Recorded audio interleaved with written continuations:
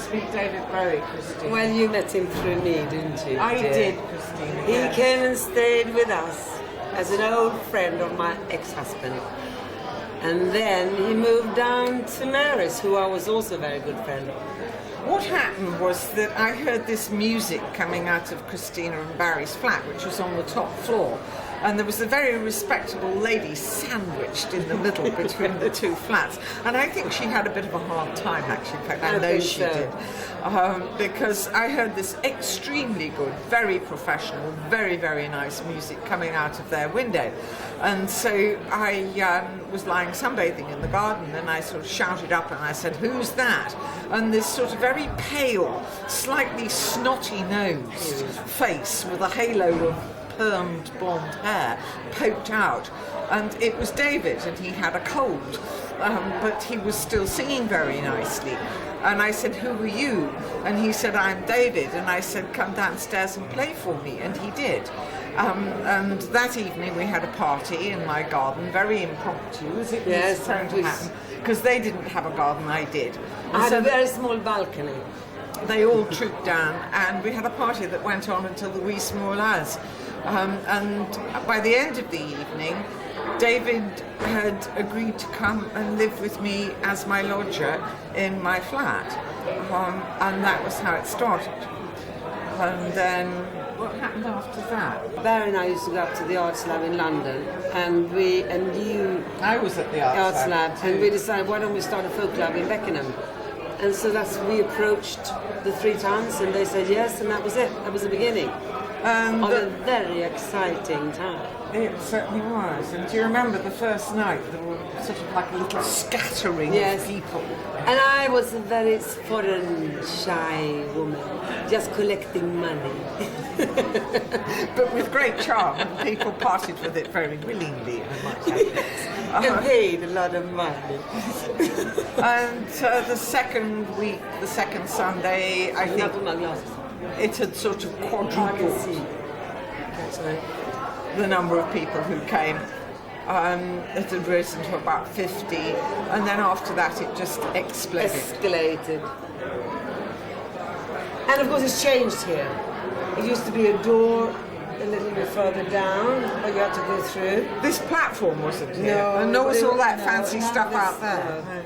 Nothing. And you had to go through a corridor to a door where I was sitting inside that door, collecting. And then this was the back room. But it was utterly different from the way it is now. I mean, it had... The only thing that looks the same is the Beckenham High Street. It's the only thing I remember. But the way we dressed it up, we put hung sheets all around the walls and put light projectors onto them with this exploding colour. You did that. I did that first off, and then somebody else came along and did it better. Do you remember? And we had about 3 projectors going eventually. Because I borrowed one from a friend of mine in London. Was it black and white? Black. No, it was coloured. I used to drip coloured ink in between slides. Yeah, that's right. And I was by the heat. And then stick it in the slide projector, and the heat made it go like this splat. That was how they all happened in those days. And by the end of the evening, I was inky up to my armpits. A thing now to do the same thing now. You can do it now. It's all electronic now. Yeah, no, they're going back to the old-fashioned way. Some of the raves and it's extremely messy.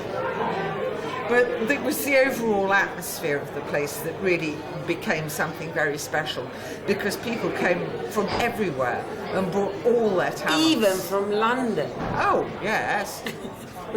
And some jolly famous people too. Jolly famous? Yeah. Peter Frampton, Rick Wakeman, Dave Cousins and the Straubs, Tony Visconti. And they were all just people Lionel like Bart, us in those days. who lent me his white Rolls Royce because he fancied David.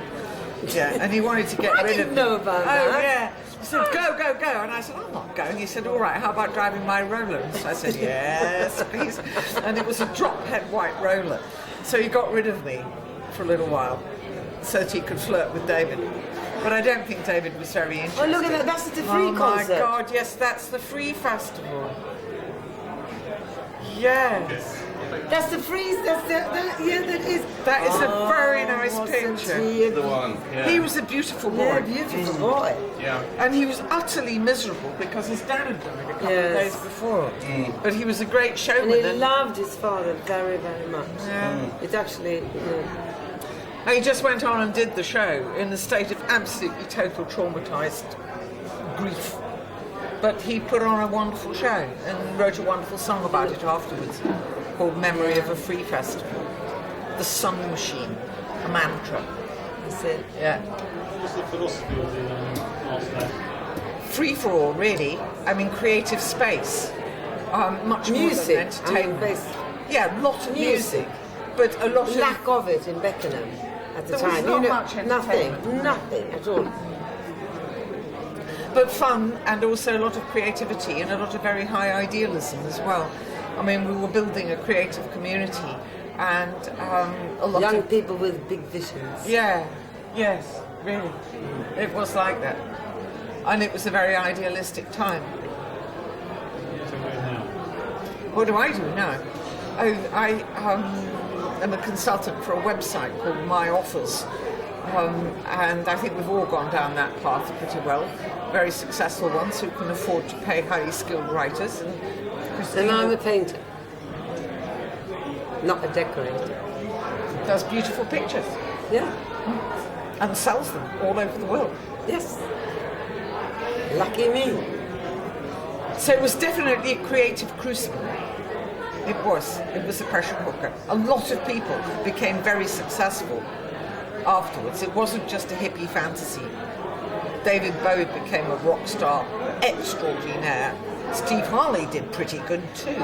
And George Underwood became very successful. He's Tony and he's still a Visconti. very good friend of David's. Right. And a very successful painter, artist. And my friend here has been a photographer and done wonderful things too, haven't you, Dave? Well, I have, yeah. I've been a journalist and translator and still a bit of photography, art photography on the side. I mean, I never really was a music industry photographer, but obviously being around David, I was very excited by the things that were happening in the Arts Lab, and it was nice to catch it, perhaps in this picture more than any other. This picture went on. I did a very large print of this and gave it to David, who gave it to his mother. And I think that it spent quite a long time on her wall. She used to tell people it was her favourite picture of David. There were quite a number of people taking pictures on the day, but I think this was perhaps the definitive picture of Bowie at the Free Festival. And so it pops up in fan magazines, particularly in Japan and other places as well. This was at Beckenham Recreation Ground, wasn't it? Free concert. The free concert, which was the 16th of August, wasn't it?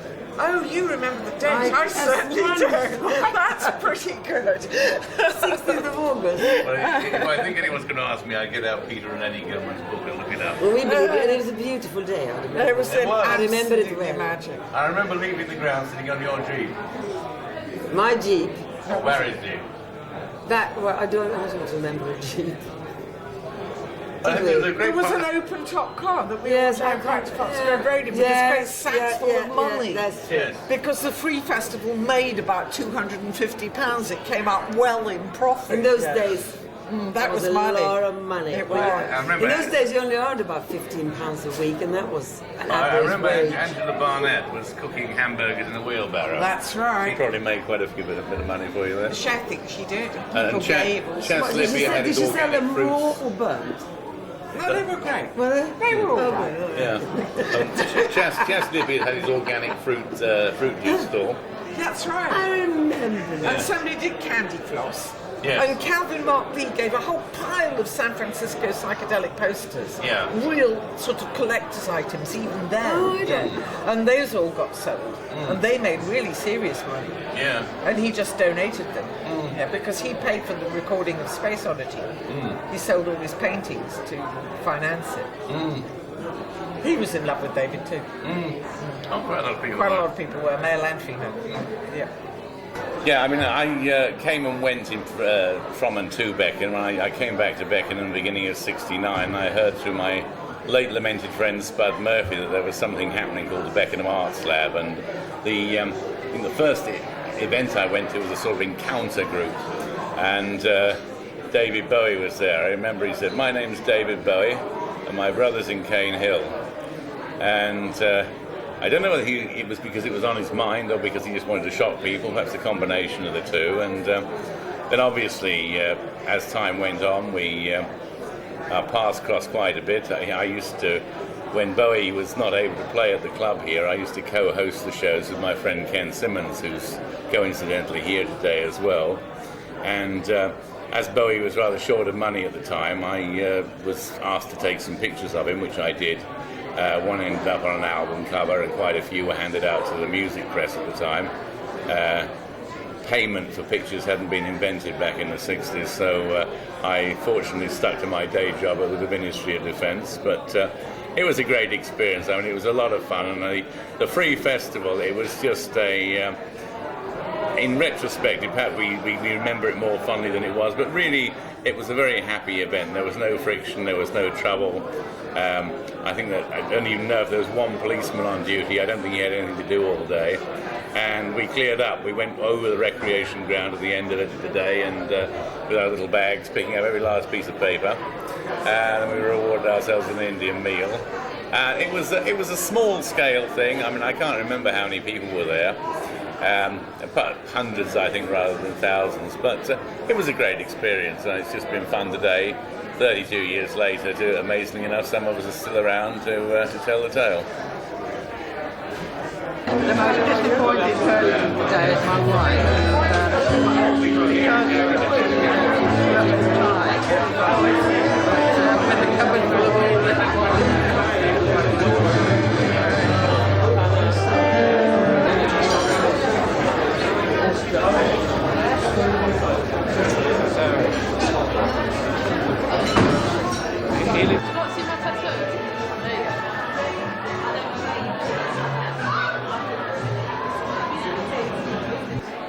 My name is Ken Simmons, and more about that later. We're at the Three Tuns in Beckenham, although the brewery now insists on calling it the Rat and Parrot. Now, if we go back a few decades, in early 1969, I was running a folk club not far from here called the Downham Folk Club, which is a pretty regular weekly folk club. We had reports on our club that appeared in the local paper, the Bromley Times, and one day I read about another folk club starting up at the Three Tuns that was being organised by one David Bowie. Well, I'd heard the name, but I'd never met him. So I went along on a Sunday night to the Three Tuns, and I got to the door where people had to pay to go in. I explained I was from another folk club, which usually meant you didn't have to pay. But they said, still 2 shillings or whatever to get in. In the far corner, through the door, I could see someone performing. The image I had was someone really electric and, as they say now, with star quality. And it was David Bowie. So I paid my money, I went in, and I got to know David. Off stage, very, very easygoing, very down to earth. I came, on different times to the Three Tuns. I played a few songs. I tried to be entertaining. I wasn't a good musician or a good singer, but I tried to make people laugh. David once said to me, "I wish I could be humorous on stage." And I said, "David, I wish I could be musical." I said, "We should get together." We didn't, but we could have done, because although I'm Ken Simmons, my real name is Ken Smith, and David is David Jones. And I did say, well, maybe we could call ourselves alias Smith and Jones. Anyway, one day David said to me, "Can I play at your folk club?" And I said, "Well, that's fine, but okay. How much would you charge?" And he said, "Well, as it's local, £5. And I said, "Okay, David, it's a deal, but you pay your own bus fare home." So that was okay. So he came to our club. He had Bass Oddity in the charts as well, and we had a really incredible, electrifying gig. Then David went off doing gigs around the country, and he did ask me to do occasional compere to step in when he wasn't around.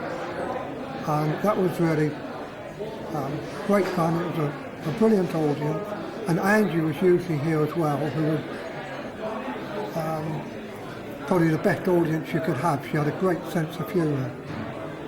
Then David stopped coming to the Three Tons, so in December 1969 I popped round to see him at Haddon Hall down the road in Beckenham, and he indicated to me that maybe he was becoming a little disillusioned with the music business.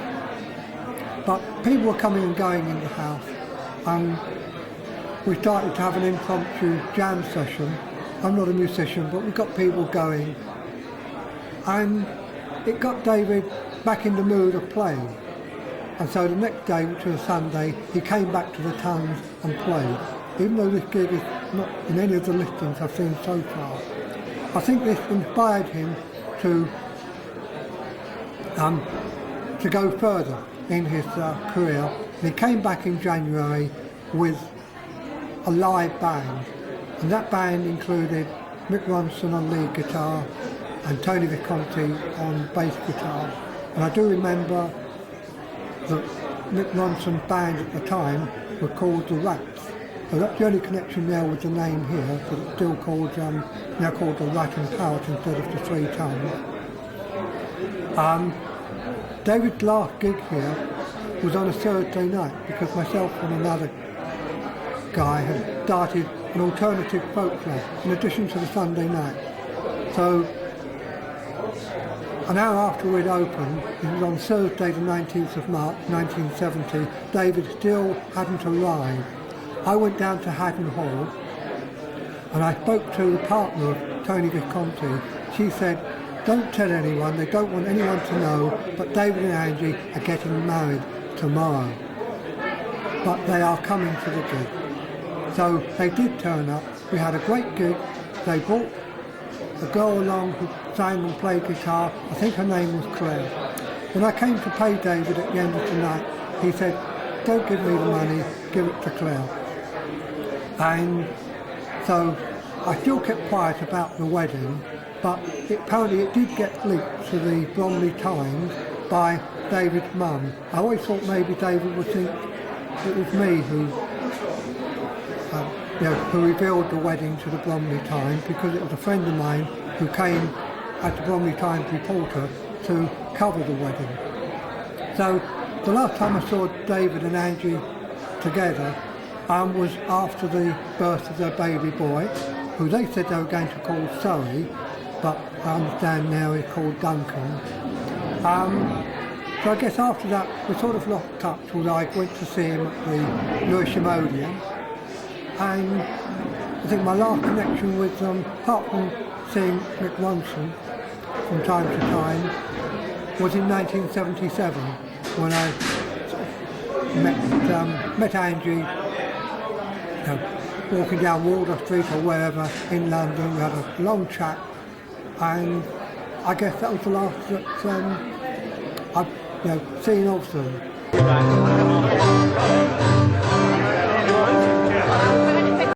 Avril here was a sort of best mate of Susie Pussy, and can you remember Susie going up to Haddon Hall to do Barry's hairstyle for him? They had a long evening, a long chat that evening to decide on the colour he had when he was doing Ziggy Stardust, and also I always used to do his mother's hair as well, Peggy, for many, many years. Very proud mum of her son, naturally, because he was a very famous person.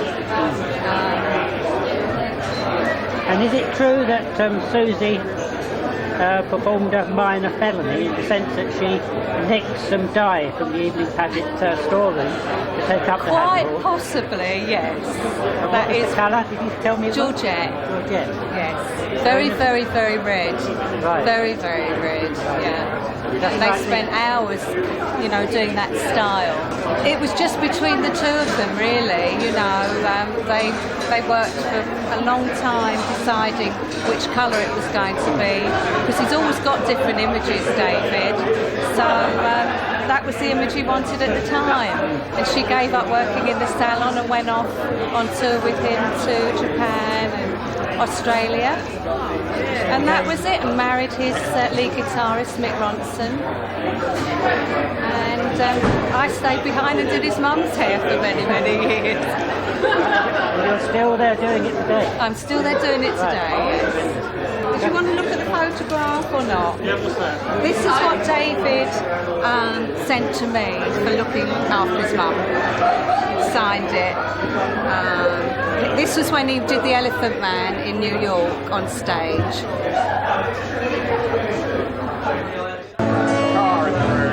Yeah, they had a car taken the high street. Down by Beerley or...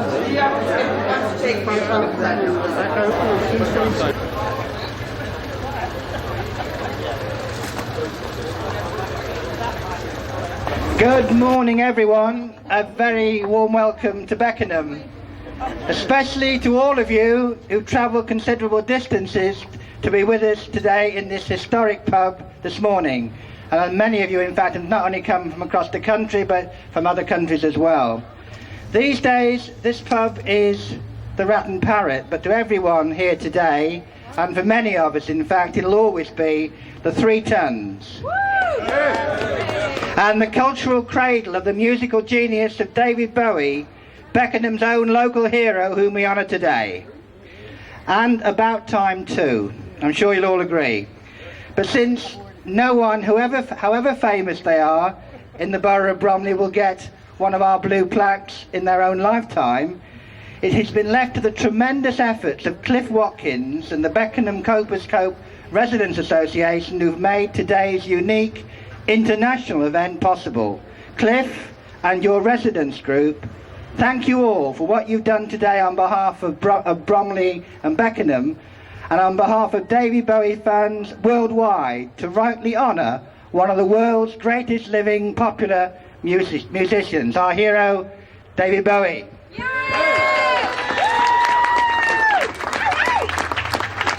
Ladies and gentlemen, David Bowie cannot be with us in person today, sadly, but you all know he's sent his very best wishes from his home in America.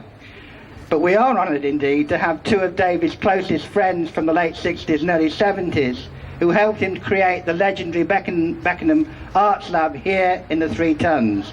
So I ask you to warmly welcome Mary Finnegan and Christina Ostrom.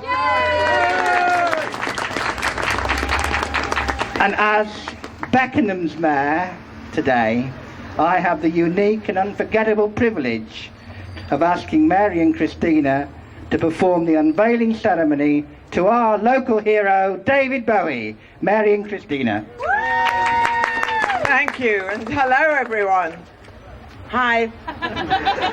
Well, we're here to celebrate David Bowie's achievements, but we're also here to celebrate the people who joined him at the Three Tons to create that weird and wonderful phenomenon called the Beckenham Arts Lab. It happened in 1969, which was an appropriate year for a summer of love.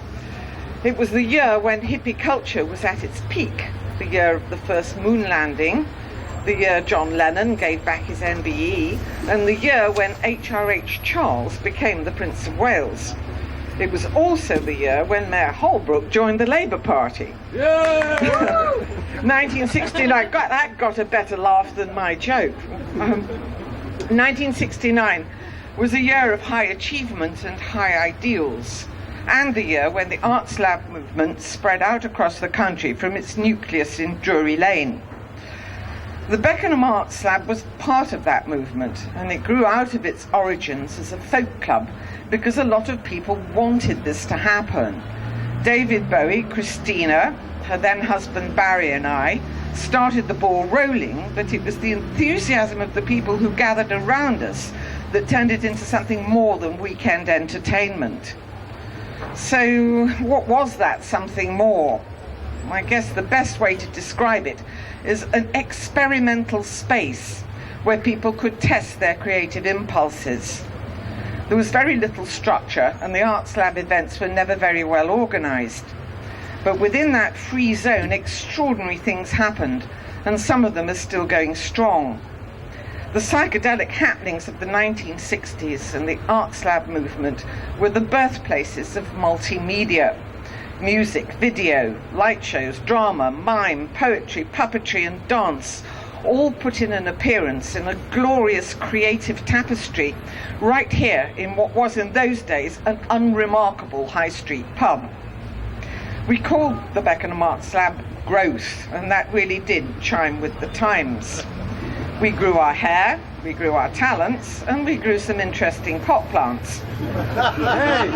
Everyone who took part was eager to grow out of the straitjacket of suburban life and into a state of self-awareness.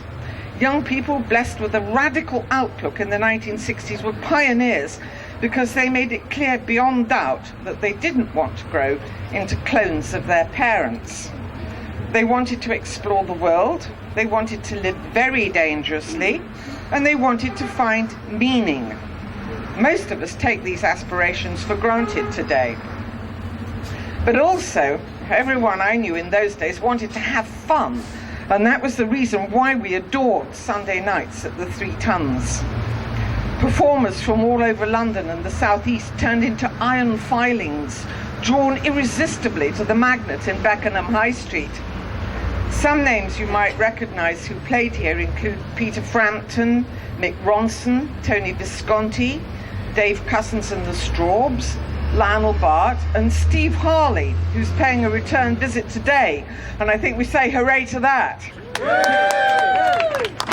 And there were many less famous but equally talented musicians: Roger Wotton and Comus, George Underwood, Mox, Hutch, Robert Stevens, Amory Kane, Keith Christmas and Bridget St. John. And there was a chap called David Bowie, who in those days was less famous than some of the names I've just mentioned. But here, his career started to take off. This pub was the launch pad for Space Oddity, his first hit song, and most of the numbers on his second album were performed at the 3 Tons for the first time. Janine, for example, and The Wild-Eyed Boy from Freechild, which he wrote for my son Richard. David Bowie was the energy and the inspiration behind the success of the Beckenham Arts Lab.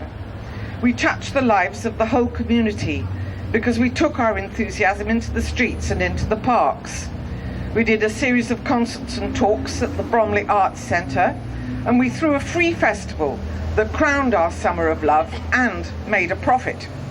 In 1969, we believed we could change the world, and maybe, in some ways, we did. Most of us were moved by what happened during the time of the Beckenham Arts Lab. It shaped my life, and probably a lot of other people's too. And those other people, I have to confess that my memory's a bit blurred, but I do recall the master puppeteer Brian Moore, Nick Godwin, who produced the weekly newsletter with me, Chaz and Liz Lippiott, who did a bit of everything, a certain beautiful young woman called Mary Angela Barnett, and the late, great Spud Murphy. And there was Jamie Plummer, Dave Walkling, Susie Cartwright, Nita Bowes, Nick Jennings, and Dave Bebbington. These are names I remember. There are many more I've forgotten, but I can still see their faces. And it's totally brilliant that some of those original Arts Lab people are here today. Some of you may be wondering why David Bowie came to live in Beckenham in the first place, and Christina knows a bit about that, don't you? Yes. Hi. David was a very old friend of my ex-husband, and he moved in with us in Beckenham, and Mary lived downstairs. And after he stayed with us for a couple of weeks, he became the lodger of Mary's. And that's about it, really. And then I did the ticket sales. I took everyone's money here so many years ago. Oh, it doesn't feel as if an awful lot has changed, apart from the inside of the pub, does it? No. So do you think we'd better pull that string now? All right, then let's do it. Woo! I'm going to hang on to you. Yeah, right. Come on, across this road. There you go. Here it comes.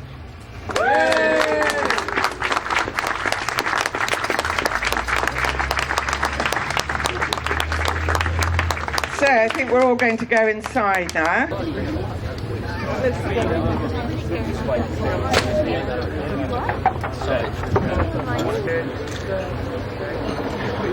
Come round a little bit, that's it. That's all right, that's actually. Thank you. I've seen it.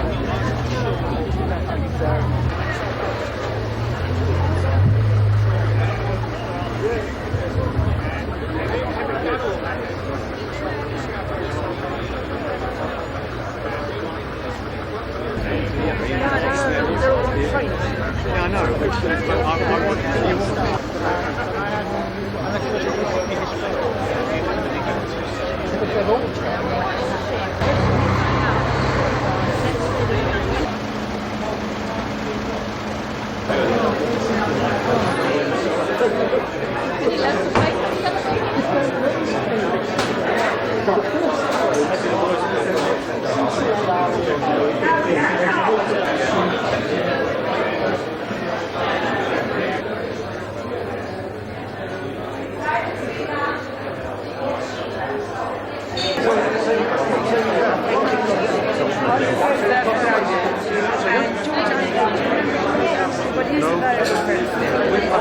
Okay. Yeah, I used to paid floor spot. people.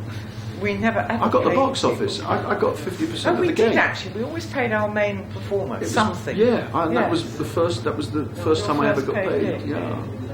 There must have been about 150 people got in there. It was absolutely Big heaving. jammed, yeah. And I got 50%. They pay about 25 pence each or something. Yeah. No, I think it was more than that. It was about 50. I don't know. It may have changed. We know then. you can see Led Zeppelin for £1 in 1970. Yeah. 3-day ticket for the Isle of Wight was only £3. This is the man, Steve Harley. We've got a real rock musician, somebody who got very famous as well. And he did his first gigs here at the Three Tongues, and it was his first paying gig. Please welcome Steve Harley. I got 15 quid. 15 quid.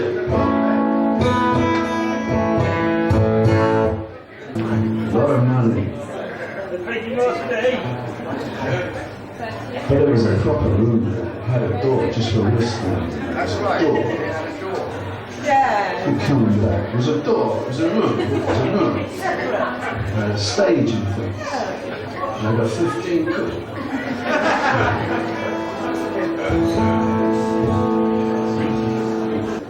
Might be able to sing this one for me. I've lost my voice for a fucking smoke. Here's one, you know.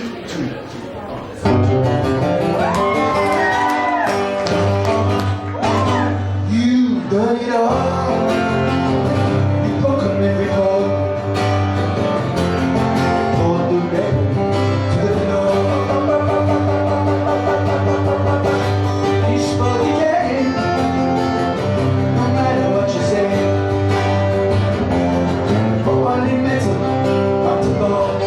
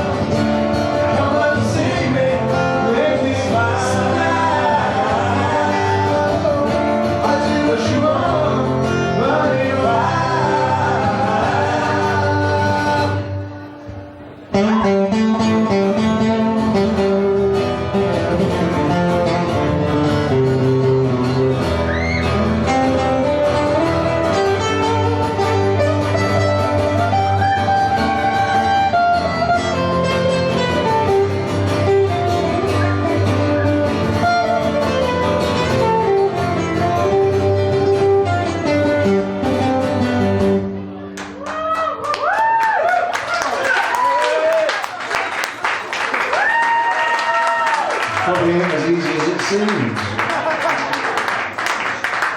There ain't no more. You take on everything from my belief in my love. I hope you know my faith in everything. I know what faith is. I'm on its way. Away, away. Come on, say, maybe you'll try. Come up and see me, make me smile. I'll do what you want, run you wild. Oh, no, no, no, no.